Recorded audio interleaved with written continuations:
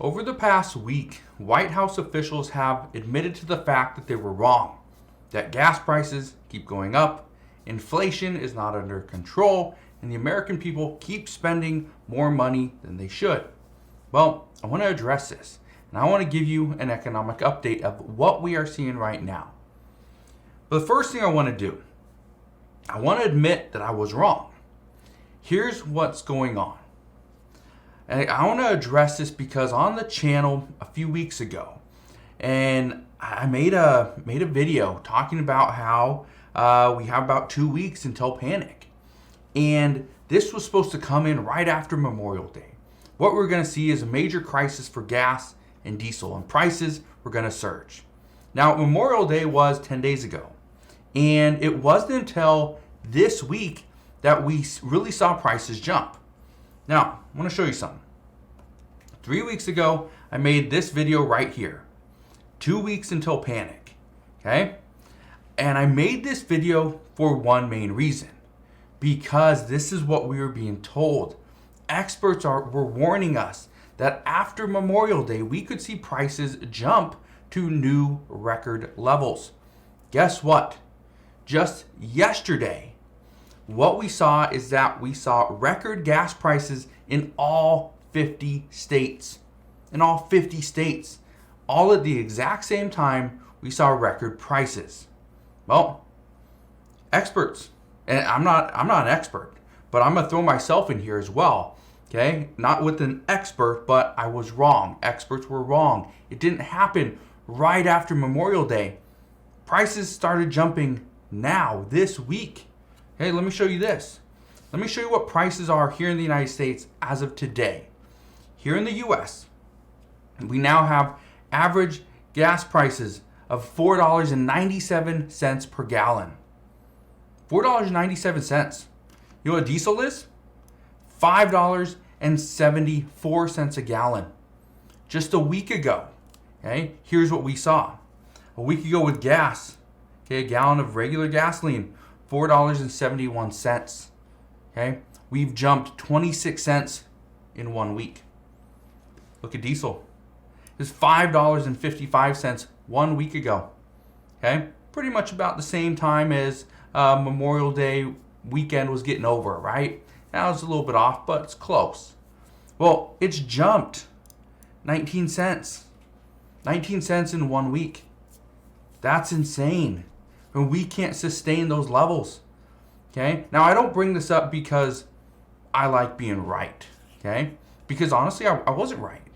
Experts were not right. Everybody was wrong. Right? But I bring this up because these are the warnings that experts are telling us. They said that inflation, okay, is going to hit Americans like they've never seen it before. That's what they're saying. Some are even saying that inflation could be worse than what we saw in the 1970s. Okay? I wasn't born in the 1970s. I was born in the late 80s. So that was something that I had no clue about. I didn't know inflation from the 1970 style inflation. I never saw it. Okay? But here's what we are hearing now. Even though fuel prices are on the forefront of everybody's mind, it doesn't stop there. It's not just fuel. What many economists are predicting is that inflation was to peak in March. And that likely could be the case. We don't know. But the problem is that inflation in early 2022 was somewhat avoidable. Now it is not. Let me explain.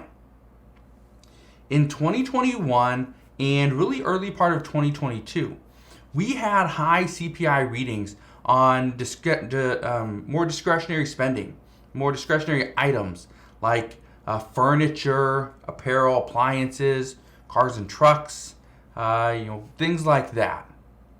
Now what we're seeing is things that were not essential before, they're coming down in price, right? Furniture, apparel, it's getting less and less expensive.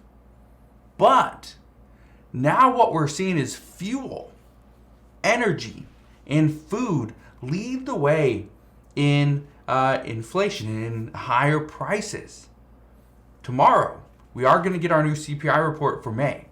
The expectation as of right now is that it's going to come in at 8.2%, which is just 0.1% lower than last month. So this is somewhat good news. We are going to see it come down, but at the same time, what is core inflation? What are we going to see there, right? So again, there's a lot of questions that we still have. One, the big one, is what is the Biden administration going to do? Well, here's what we know. The Biden administration is trying to do all that they can, but according to Janet Yellen, it's not much, okay? They can't do much more. This is it. They've already agreed to release 180 million barrels of oil from our Strategic Petroleum Reserve, right? That's going to happen over about 6 months. But this week, here's the other thing. What was announced this week is that the Biden administration, they proposed new standards for his program to build a national network of about 500,000 electric vehicle charging stations by 2030. That was announced this week. Here's the problem with this.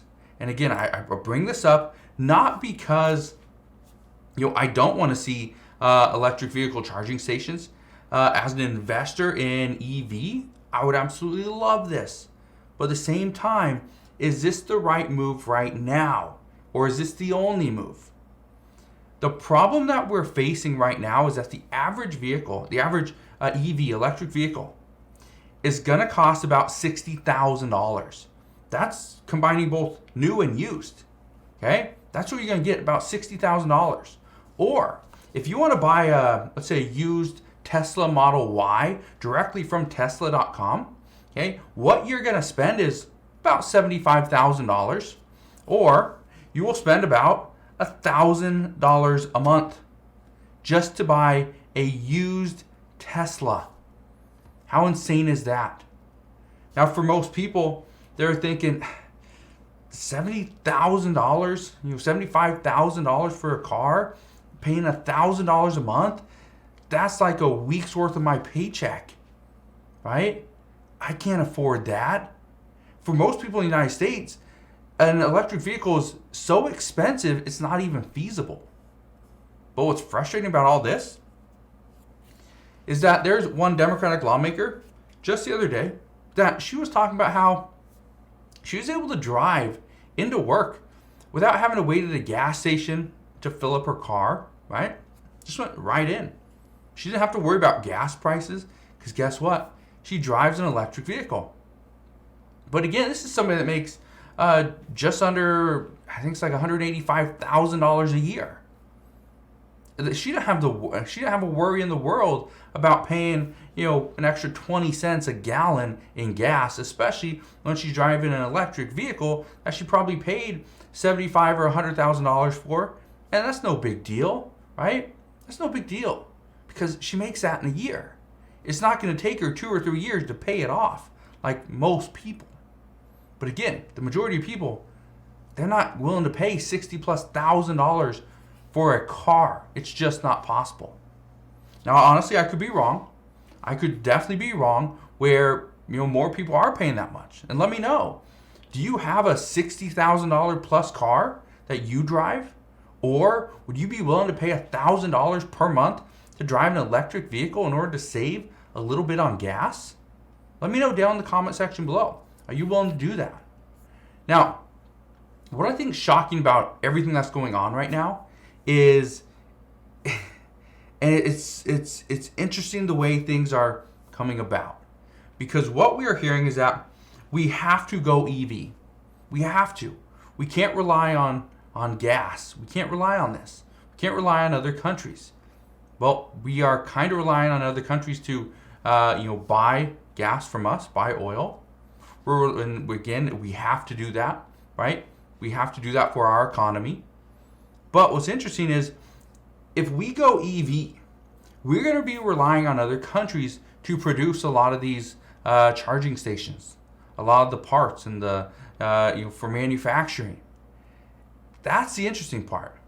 Is okay, we're going to move away from relying on some other countries for oil, for different things like that. But at the same time, we're going to rely on other countries for parts, for batteries, for stuff for the cars. And again, that's what's interesting about this is, okay, there's two different sides here. One, we need to be more self-reliant, but at the same time, we need to control our energy prices, right? We need to combat climate change. We need to do all these things.